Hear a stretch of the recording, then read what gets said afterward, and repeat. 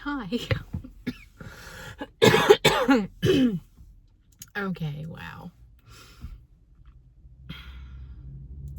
Hi. I thought I would do an update video because it has been a little while since I posted.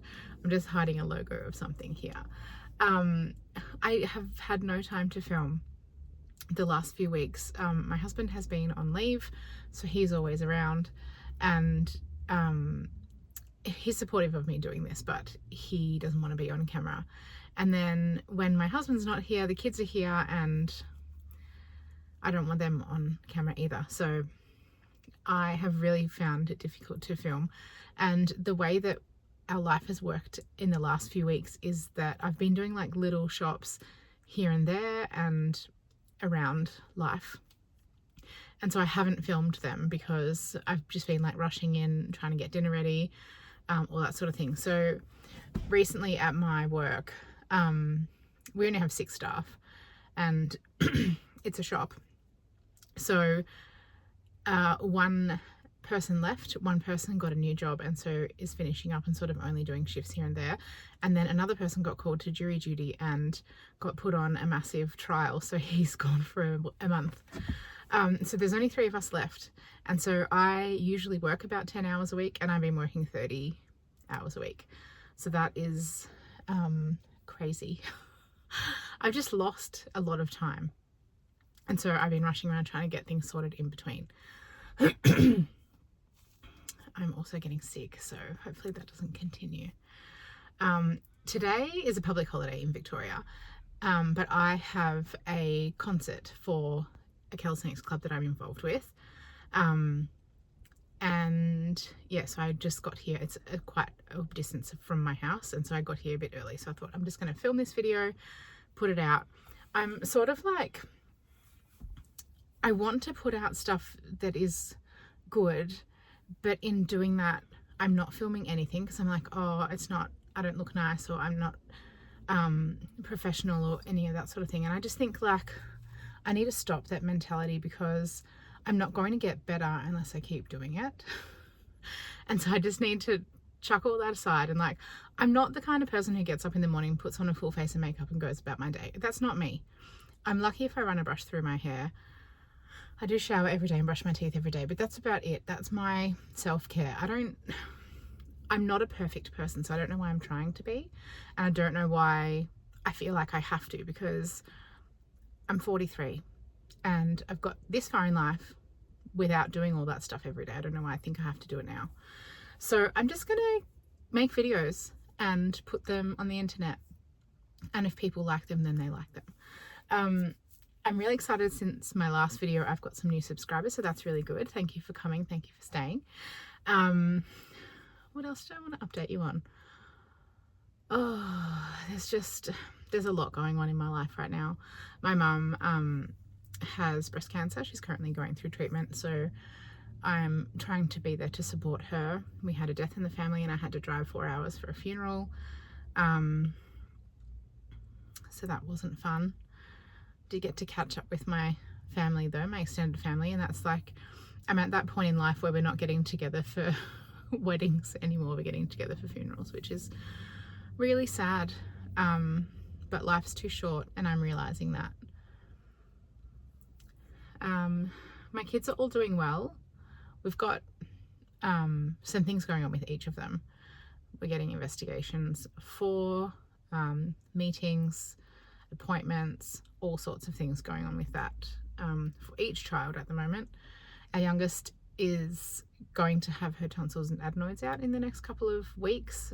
She's gone higher up on the list of priorities, so that's good because she's constantly waking up during the night because she snores really, really badly.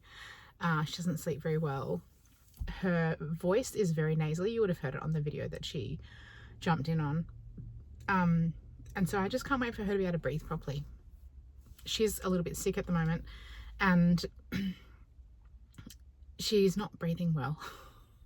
And because of that, she's constantly grumpy. She's cranky all the time because she is exhausted and she's just not sleeping well. So I can't wait for her to have that surgery.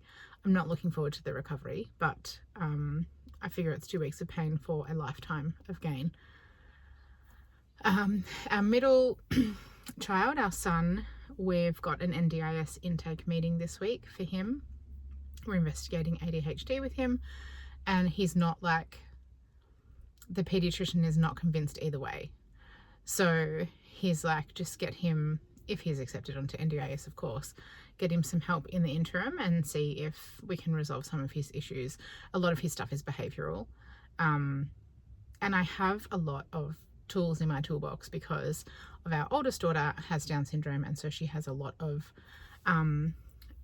people with Down syndrome are also diagnosed with autism or ADHD because a lot of the traits are the same. And so we already sort of have strategies in place from OTs and psychologists and stuff, but they're for her. I have the tools, but I can't just use the things that I use on her on him because they're not necessarily going to work. So I need a bit more help. So we have an NDIS intake meeting for him this week. And then for our oldest, every term we have to have an IEP meeting, so individual education plan, for her at school. So she's currently in grade 4 at a mainstream school. She's keeping up academically. She's about a year behind, but she started in foundation, which is what we call prep, or, kinder. I don't know what it's called. First year of school, not grade 1, the grade before that. It's called different things all across Australia. Our school calls it foundation. She started 12 months behind. So she's up to grade 4 now, and she's working at sort of the end of grade 2 level, which I don't really care how far behind she is as long as she's progressing. So that's good. But every term we have a meeting about what the teacher believes her goals should be for that term. And she works on a modified curriculum. So she sits in the class with the other students and learns the same things, but the expectation for her is not that she will be ever keeping up. Which is fine because school is not always about academics. And yeah, she's doing quite well. I'm really happy with the way she's going. So I had hospital for the youngest last week. I've got NDIS and IEP meeting this week for the other two, and various other things going on in the background as well. So I'm feeling a little bit overwhelmed, to be honest. And then trying to work and run the house. I have kept on top of the washing. I'm very proud of myself for that. This morning I folded and put away 3 loads of washing that I completed yesterday. 2 of them went through the dryer just because it's a lovely sunny day today and I'm going to spend the rest of it inside. But it's been pretty rainy and dreary here, so I haven't really put stuff out on the line. Our line is undercover, as you know, but it doesn't help if the air is cold because if the air is cold, things stay damp. So I've been drying as much as I can in the dryer in the last week or so. But yeah, so washing's up to date, except for I just hung out before I left today a load of bedding because our youngest is vomiting in her sleep.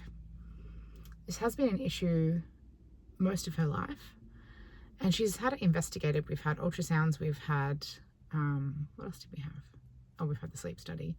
But she's had ultrasounds on her gut and everything looks fine. Like there's nothing that looks wrong, but she just vomits all the time. It's usually in her sleep. I feel like it's a reflux thing, so I'm going to have to keep pushing for investigation. But last week it was 3 times. Then last night, I count the week as starting on Monday, so the first night of the week she's vomited already.